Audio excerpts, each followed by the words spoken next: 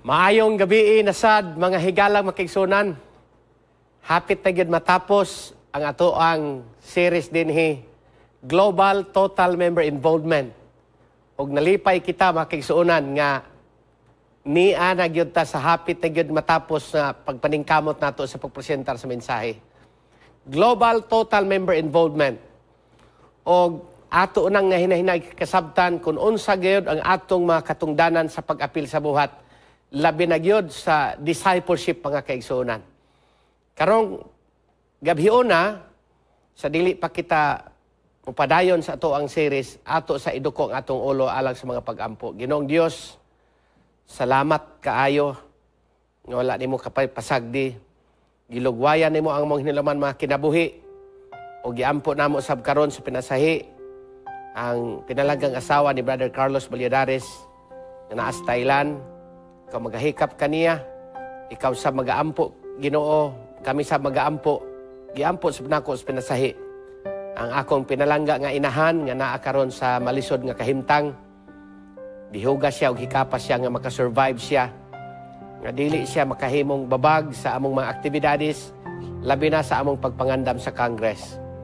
Ginoo, panalangin taon kaming tanan, giyahe kami, lugway ang among kinabuhi, o tagay kami igong kusog, samtang nagasagubang kami ninang dagko nga mga hagit sa among kinabuhi.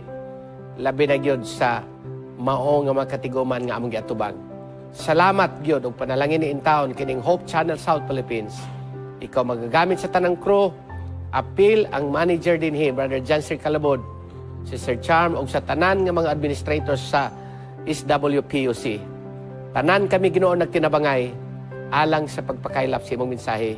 Gamita kami alang sa imong himaya ug ang imong gahom sa balang espiritu magakunsad kanunay kanamo aron mapuslan kami sa imong buhat. Amo kini pangayo tungod lamang sa ngalan ni Hesus nga luwas. Amen. Sa akong gikaingon makigsunan, maayong gabi. Hapit na gyud ta matapos og akong gikalipay ang pag-greet sa atong pinalanggang presidente dinhi, Pastor Jerry Patalinghog og si Pastor Max Dante Obos, ang atong Executive Secretary, si Sir Chemal Almasera, atong Treasurer, o ang atong Communication Director, Pastor Roxy Pido. Brother Janster, uban sa imong ginsakpan sa Hope Channel, o sa tanan mga kaigsunan nato nga mga administrators sa Southern Asia Pacific Division, Pastor Roger Caderma, Pastor Wendell Mandolang, o si Pastor Jacinth Adap, atong tulo ka mga administrators mga kaigsunan. Nalipay ta, o usbo nako makigsuunan, hapit na gyud ang magsugod ang MBC Congress. Palihog in town mga district pastors, dumdum kamo sa mga assignments sa atong registration aron nga mahimo tang hapsay, magtinabangay ta makigsuunan, mo cooperate ta tanan. Usbo nako ang taga Davao region, naasab sila mga paagi unsaon nila nga mas madali ang ilahang pag-adto sa MBC, pinaagi sa pag-register una sa ilahang mga delegates. Pastor Imnasi, thank you kaayo. O kantong dili gyud maka-register dito igsoon, adto kamo sa Maramag sa PCC sa college ni Brother or Board Member Gordon Torres. Kantong uban nga international delegate sa CMM kamo o ang Western Mindanao Conference o Zamboanga Peninsula Mission, CMM kamo apil ang CPUC o ang international.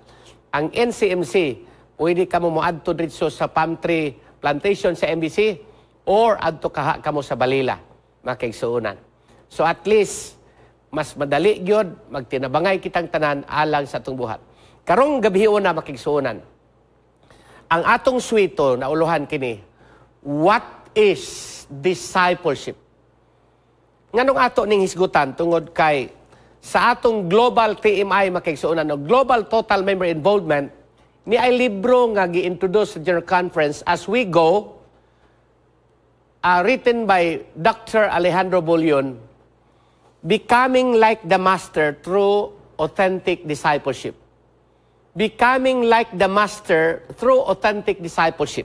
O karon dinhi nga libro gikan makigsuonan atong i-define diri nga materials nato gikuha kay mao man ni ang ilang gi-introduce makigsuonan unsaon gyud nato pag-implement kining gitawag og global total member involvement.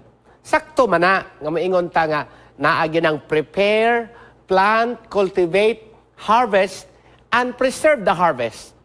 Pero ang pangutana makaigsuunan, pwede ba nato ma-preserve ang harvest kung wala gyud ang gahom sa balang espiritu sa ato kinabuhi?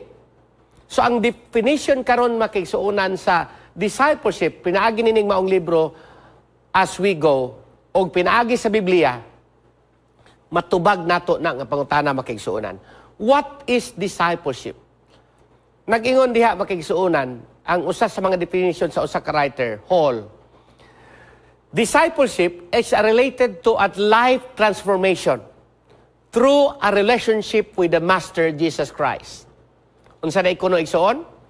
It is related to a life transformation through a relationship with the Master Jesus Christ. Mao nang call this the process of following Jesus, page 35. Sa ato pa makigsuonan ng discipleship di ay, dili ni mabulag igsuon dako kinig kahimuan sa definition nga gitawag og life transformation. Ang tinuod nga pagkasumusunod kang Ginisus di ay, mao ang pagkausab sa imong kinabuhi, pinaagi sa pagpakigrelasyon diha kaniya. Ingon nga siya atong agalon makigsuonan, mao si Ginisus. Ingon siya, discipleship is the growing experience with or maturing in Christ through following Him. So ang discipleship, magtubo ka sa imong sa eksperyensya sa imong Kristohanon nga pagpagalagad. Mahimo kang hamtong diha sa imong pagkamasinulundon kaniya. So makigsuunan, we are always talking about growing. Pagtubo sama sa tanom makigsuunan. Na diha sa hulagway imo makita. So unsa pagyud? Ingon sa diha, the biblical understanding of discipleship goes deeper into one's calling, the call to become like Him. God called His people to represent Him on earth, to be with Him in every circumstance of life, to be transformed in personal character, to be like Him. So klaro kay makigsuunan nga, gibalik-balik yun ang word nga transform, pagkausab, pagkopya sa kinaiya ni Ginisus makigsuunan. Di ba? Ang tinuod nga pagkatinunan, mao ang pagkasumusunod kang Ginisus. To be like Him, aron sa pagpakahimong sama kaniya makigsuunan. At least, naanatay gamay nga ideya, what is discipleship? Atong nasabtan pag-ayo makigsuunan, pinaagi sa maong libro ni Alejandro Bullion o ni Wilkins. Karon atong tan-awon si Ellen White. Pwede ba nga mausab kita, mao nay dakong pangutana igsuon. Pwede ba kita mausab kung sa ato lang kaugalingon? Pwede ba kita mausab sa atong kaugalingong paningkamot? Sa Ellen G. White, sa iyang libro makigsuunan, Ye shall receive power, page 63. Mauni ang atong tagaan og dako kayong focus karon nga quotation. Nag-ingon si Ellen G. White, it is impossible for any of us, by our power of our own efforts, to work this change in our lives. Grabe no nga quotation. Imposible kuno makaigsuonan nga makahimo ta sa atong kaugalingong gahom, mausab nato ang atong kaugalingong kinabuhi. Tiwason lang nato basa igsuon kay ato nang bahino nato, sinsilyoon nato na nga mao nga quotation. It is the work of the Holy Spirit, the Comforter, which Jesus said He once sent into the world, that changes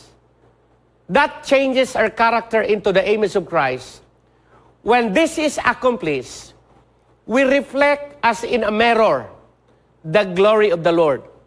That is the character of the one who thus beholds Christ is so like His, that one looking at Him sees Christ's own character shining out as from a mirror, imperceptibly to ourselves.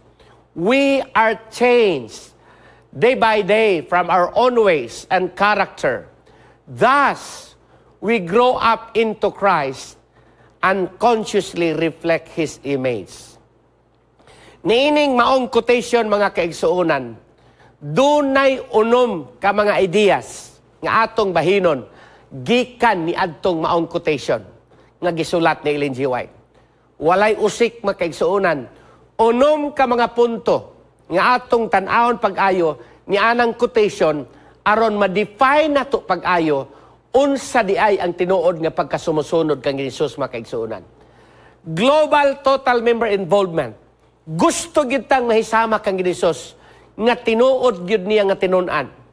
Apan mga kaigsuonan, kaya ba nato kung wala ang gahom sa balang espiritu? Ingon diha, number 1, it is impossible for any of us by our proper or our own efforts to work this change in our lives. Number 1 nga punto igsuon, dili di ay pwede. Imposible gayud nga dunay kausaban sa atong kaugalingong gahom, sa atong kaugalingong kusog makaigsuonan, nga mausab nato ang atong kinabuhi. Ingon siya sa ikaduha, it is the Holy Spirit that changed our character into the image of Christ. Number 3, we grow up into Christ and unconsciously reflect His image. Number 4, the character of the one who thus beholds Christ is so like His that one looking at Him sees Christ's own character shining out as a mirror or from a mirror, makaigsuonan. Imperceptibly to ourselves, number 5, we are changed day by day from our own ways and will into the ways and will of Christ. O ang katapusan ningon siya, thus, we grow up into Christ and unconsciously reflect His image, mga kaigsuonan. So unom, sa akong gikaingon. Number 1, balik ta. Unsa giingon sa number 1 diha? It is impossible for any of us by our own power or our own efforts to work this change in our lives. Imposible gayud igsuon. Aron masabtan nimo na pag-ayo makaigsuon na ng practical nga application ni ana. Kanang pulong nga impossible. Sulay ganig kanang nga ang salom sa tubig igsuon or sa bucket or any container makaigsuonan, ituslob ragod ng imong ulo, apil imong naong, imong ilong. Bisan lag tungag oras makaigsuonan, imposible gayod nga makasurvive kas tungag oras. Patay gyud ka igsuon. Kaya amay tao nga naay hasang tingali. Mga kaigsuonan, patay ka. Taas na ng 10 minutos. Isalom nimo imong ulo sa tubig. Klaro gyud na kayog siyon nga apiki. Kabalo ka asa na nagsugod makaigsuonan ang pangunahuna nga makaya nato og walay Ginoo? Makayo nato kung walay Ginoo sa tong kinabuhi, asa na nagsugod? Didto pa na sa tanaman sa Eden. In the Garden of Eden, makaigsuonan ang yawa. Nag-ingon siya dito, if you eat of the tree that God said you will not eat, your eyes will be open. Ingon ang Genesis 3, makaigsuonan. And you will be like God, knowing good and evil. And He said, Eve believed. And the idea of being like God and doing everything she wanted seemed extraordinary. Oy! Ang yawa di ay naigsuon nga ideya. Didto pa sa tanaman sa Eden. Nga naingon siya, nag-ingon di ay ang Diyos, nga sa panahon nga mukaon kamo sa bungas kahoy, mamatay kamo, dili gayud kamo mamatay. Genesis 3 makaigsuonan. Basaha ang verses 1 to 5 makaigsuonan. Imo nang maagian diha. Klaro kaayo. Ha? Klaro gyud kay na makaigsuonan. Di ay nag-ingon ang Dios nga kung mukaon kamo mamatay kamo, dili kamo mamatay. Mao nay disgrasya makaigsuonan. Magunahuna na gani kag sugod nga kaya nimo walay Ginoo. Nag-ingon si Ellen G. White, it is impossible for any of us by our own power. Gani, ingon din si Alejandro Bullon sa iyang libro, the way of thinking is the essence of humanism. Asa man ning humanism nagsugod? Nagsugod sa Italy in 14th century. Unya, kaning gitawag og Renaissance makaigsuonan. Sila'y original na ini sa dakong iglesia during the Middle Ages. Nga naman, the people in their lives eagerness to free themselves from the tyranny of Roman Church. So, ang ilang gireject igsoon, kining theocentric. Kana bang imong himuong sentro si Jesus sa imong kinabuhi? Nga God as the center of everything began to be set aside, giving rise to what? Anthropocentrism. Gipadapling nila ang pangunahuna makigsuunan nga ang tao walay mahimo kung wala si Kristo. Meaning, bisag wala si Kristo igsuon, nagtuo sila kanang anthropocentrism. Nagtuo sila nga bisag walay Kristo ang imong kinabuhi, naakay mahimo. And that is a lie. Bakak na makigsuunan. So ang atong pagtuo ingon nga Kristohanon, naataan ng theocentrism. Sentro nato nga ang kinabuhi walay mahimo kung wala si Kristo sa tanang butang sa atong kinabuhi. Karon, unsa maning anthropocentrism? Human occupy the center of life and determine what is good or bad for them. Ang tao na'y magbuot siyang kinabuhi. Way labot ang Ginoo, padaplin ang Ginoo. Pertigin ang grabe na nga pangunahon na igsuon. Og maunay daghan sa kalibutan karon. Daghan sa mga tao sa kalibutan karon nga di na mutuog Dios. Kining humanism, grabe nga pag-infiltrate makigsuunan sa Christianity. Kaya ang Christians nagtuo nga in some way, they can live a victorious life through their own efforts. Pwede rin sila mabuhi nga magbadaogon sa ilang kaugalingong pagpaningkamot. They have fallen without realizing it in the clutches of humanism with failure and frustration as its result makigsuunan. Wala sila kasabot nga kung ipadayon nang gitawag og humanism makigsuunan, nga abot pasabot ni ana, ang tao makasurvive, ang tao mahimong magmadaogon kung walay Ginoo, bakak na siya makigsuunan. Sa tinuod lang nga pagkasulti, kung walay Ginoo sa imong kinabuhi, ingon si Ellen G. White, wala gid tay pulos mga kaigsuunan.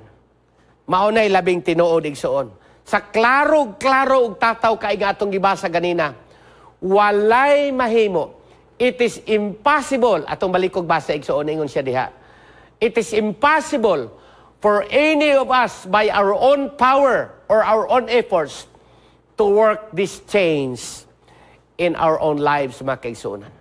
Osbunako, dili ta nagatuo nga, mayon ta makasurvive tag walay Ginoo. Kung mutuo ka nga makasurvive kag walay Ginoo, sige, i-prove na. Tistingi ganig duok ang imong naong tubig ug tungag oras kung makasurvive ka. Tan-aw na tog dili baka magkupo-kupo nga walay hangin nga imo maginhawa makigsuunan. Wala kay mahimo si tinuod lang. Unsa number 2? Unsa man ang atong mahimo?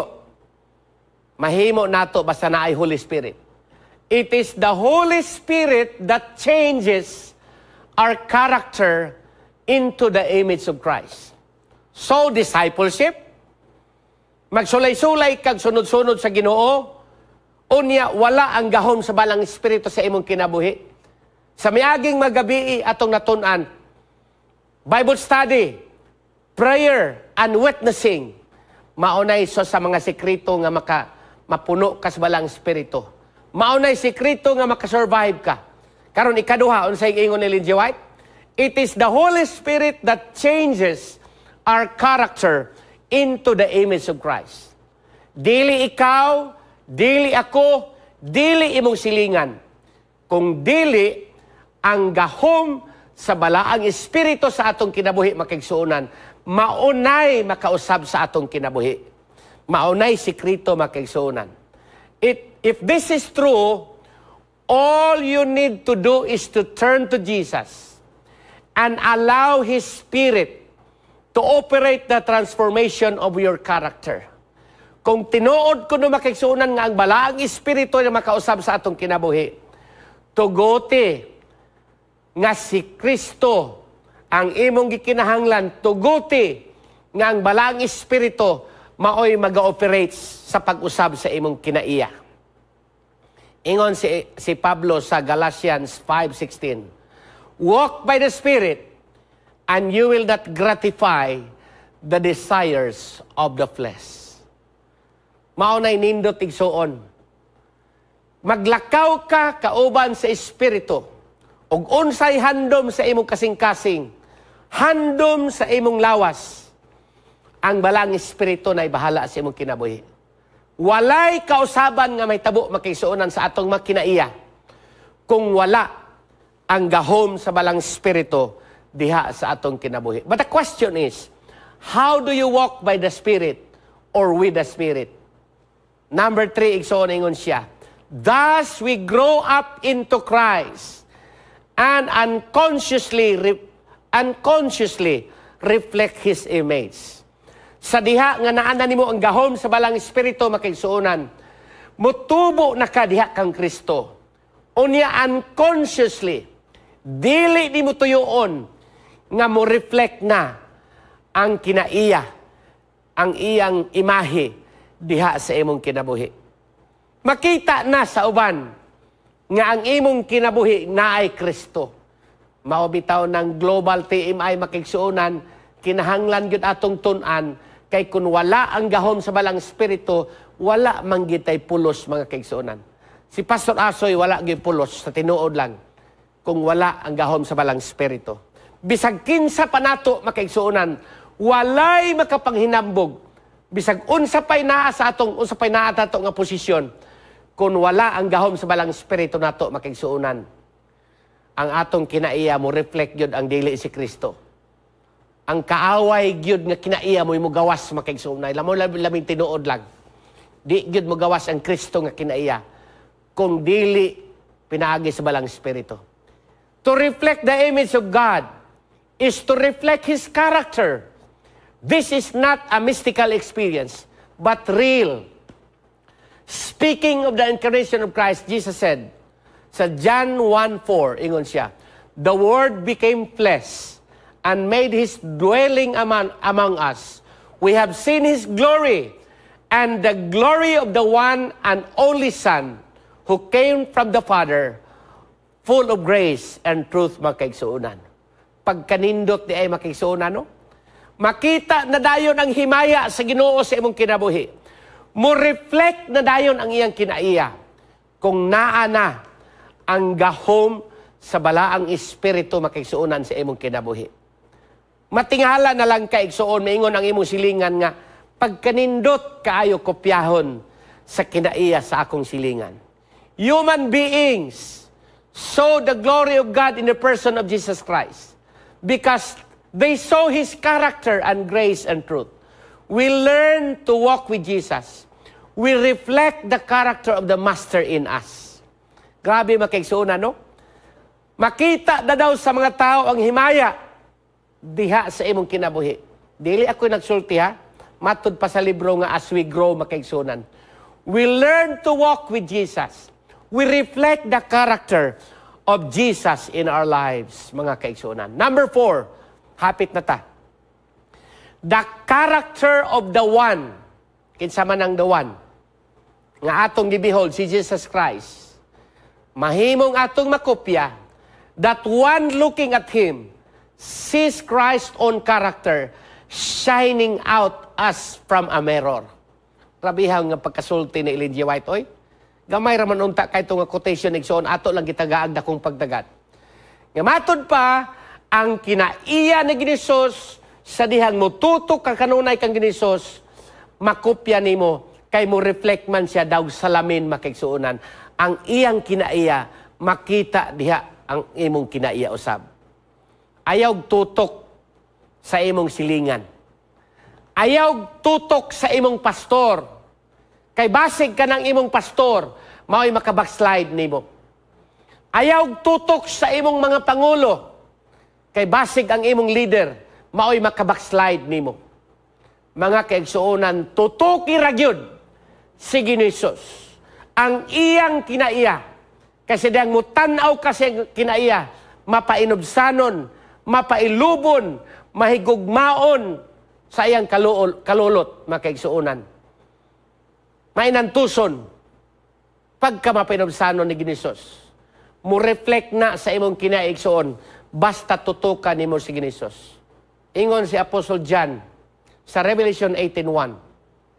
Speaking of the latter rain of the Holy Spirit, after this I saw another angel coming down from heaven. He had great authority and the earth was illuminated with his splendor.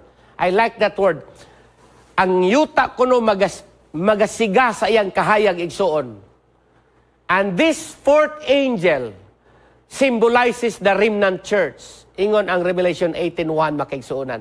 Mao ni ang iyang explanation. Kining upat ka manulunda, nagsimbolo makigsuunan sa salin nga iglesia. When the church reflects the character of Jesus, the earth will be illuminated with the glory of God because the person who beholds Christ will carry a resemblance to the Master. Klaro ba makigsuunan? Kana di ang remnant church kita man daw na. Kanang fourth angel, nagasimbolo na sa fourth angel ang remnant church. Sa dihang imo nang makopya ang kinaiya ni Ginisos, imong mapahayag sa kalibutan, nga ang mga tao magalantaw kang Kristo. Daw miingon sila nga, wow, pagkanindot kini nga Adventista, naagyo Kristo ang ilang kinabuhi. Kanunay ben ako nang gibalik-balik diri, katong sa kababae nga, pagkamatay ni Pastor Pangan nga niingon na Adventista siya, tungod lang sa nilakwan, di ba? Tungod lang sa nilakwan ni Pastor Pangan, nahimo siyang Adventist, kay nakita niya nga walay garbo ang iyang kinabuhi. Paglubong ni Pastor Pangan, nisultigid ang babae. Walay nag-Bible study niya, tungod ragyod sa nilakwan ni Pastor Pangan. Pagkaninduta makigsuon no? Tungod lang sa nilakwan. Kumusta ka? Tang mga Kristohanon makigsuunan. Kumusta ka ha? Ingon tingali ka nga, Pastor, mahayon na ikunimo nga nagkakiang-kiang naman ni akong nilakwan. Tungod sa arthritis, mga kaisunan. Ayaw na lang mong reklamo diya. Basta kay ako kang ingnon nga ang atong pagkinabuhi, maglakaw kita, makita sa Ginoo nga naay Kristo sa atong kinabuhi. Number 5, second to the last. Imperceptibly to ourselves, we are changed. Kano sa tamausap? Day by day, from our own ways, and will into the ways and will of Christ. Mga kaigsuunan, matag-adlaw, imperceptibly to ourselves. Meaning to say, dili nato masabtan, nga matingala lang ka, nga kung awayon ka, dili lang ka mag-react, nga makahilak tingali ka, matag-adlaw, mag-ampo ra ka, Ginoo, akong iampo ng akong kaaway. Ninumdum ko ni Pastor Eugene de la Piña sa una sa MBC pa mi. Giaway siya. Hilak na lang siya. Ingon siya, pastilan sa una. Natunong pa lang to sa una nga. Kriminal ko sa una. Ihawon tamang yung kagaling. Kaya di naman kumuihawag tao ron kay nga naman, naan naman ko'y Kristo. Pero muna na gud niya makigsuunan. Muna na gud niyang paningkamot. Hilak na lang siya. Sumbago na lang niya ang unlan. Nga usahay, magkuyog mi sa MBC, ako'y masumbagan. Way atiman, makaisuunan. Sakit ra ba kayo manumbag? Sumbagon akong likod. Mulinya raman na sa cafeteria sa una sa Pastor Eugene. Unya, kuhit ni mo, pakan ako ha. Waman siya ticket. Nag-graduate ba yapod siya? Nag-graduate po siya gingunana nga style makaisuunan. Pero ang akong giganahan kay nausab na ang iyang kinabuhi. Naay kausaban. Day by day. Pagkanindot ka na nga word igsoon. We are changed day by day from our own ways and will into the ways and will of Christ. Matag-adlaw. Ingon diri before tamaadtos katapusan, the disciples intends only to attain daily fellowship with Jesus. They do not boast about what has happened in their lives. Dili sila maghinambog kung unsay nausab silang kinabuhi. But those around them realize that something has changed. Ang bana, makakita na sa kalainan sa kinaiya siyang asawa. Unya, ang asawa pod makakita pod sa kalainan siyang bana, kausaban. Ug ang mga tao makigsuunan, gustong mahisama kanimo tungod kay nakita naman nila nga ikaw nahisama na kang Ginisus. Grabe, no? Makopya na nimo si Ginisus. Lami ang pagkasulti, anak, makigsunan, oy. Ang imong husband, mukalit lang kausab ang kinaiya. Ang imong asawa, nga grabe ka pala away, mukalit lang kausab. Unya, ang imong masilingan, maingon na nga, pagkanindot, yun kaining Adventista. Pagkanindot ninyo nga Kristohanon, unya, ikaw nga nausab, dili ka mahimong mapasigarbuhon, makigsuunan sa kausaban sa imong kinabuhi. Nga naman, ang Ginoo na may mipadako sa imong kinabuhi. Katapusan, thus, we grow up into Christ and unconsciously reflect His image. Motubo kita diha sa pagtubo kauban kang Kristo. Unya, unconsciously, dili na ito mahibawan, mo reflect kita sa iyang kinaiya igsuon. Atong basahon ang komentaris katapusan, ingon siya, this is the only way that Christ has to transform our deformed character. Ang paagi ragyod makigsuunan, nga mausab kita, pinaagi ragyod sa gahom sa balang Espiritu. He invites us to a life of fellowship and communion. He offers us His yoke, and those who accept the invitation to learn to be meek and humble our heart. Walking with Jesus is the divine solution to the problems of humanity. But what does it mean to walk with Christ? We cannot physically walk with Him as the disciples did. So what are the means provided by God to allow us to experience a transformation of our character, mga kaigsuunan? Ato ragyong balikan ang quotation, mga kaigsuunan. Pinaagi sa atong teksto o sa atong quotation. Atong balikan diha, unsay giingon diha, mga kaigsuunan? Akong balikan og basa.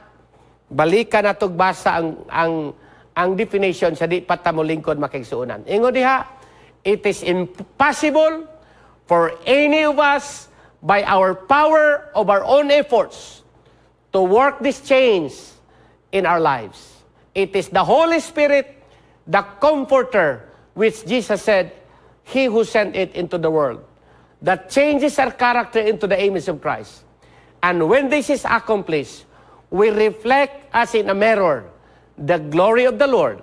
That is the character of the one who thus beholds Christ, is so like His, that one looking at Him sees Christ's own character shining, mga kaigsuunan. As from a mirror, imperceptibly to ourselves, we are changed day by day from our own ways and character. Thus, we grow up into Christ and unconsciously reflect His image, mga kaigsuunan. Akong ipanghinaot nga ang balang Espiritu magausab sa atong kinabuhi. Ayaw kalimot, ugma sa gabi makigsuunan. Mubalik kita, og atong giampo, nagikan karon, Global TMI, Global Total Member Involvement.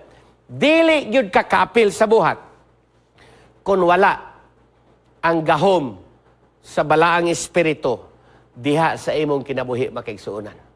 Imposible gayud ka makaapil sa Global TMI kung dili nimo itugyan ang imong kinabuhi, pinaagi sa kausaban, pinaagi sa tabang sa balaang Espiritu, makigsuunan. Mag-ampo ta.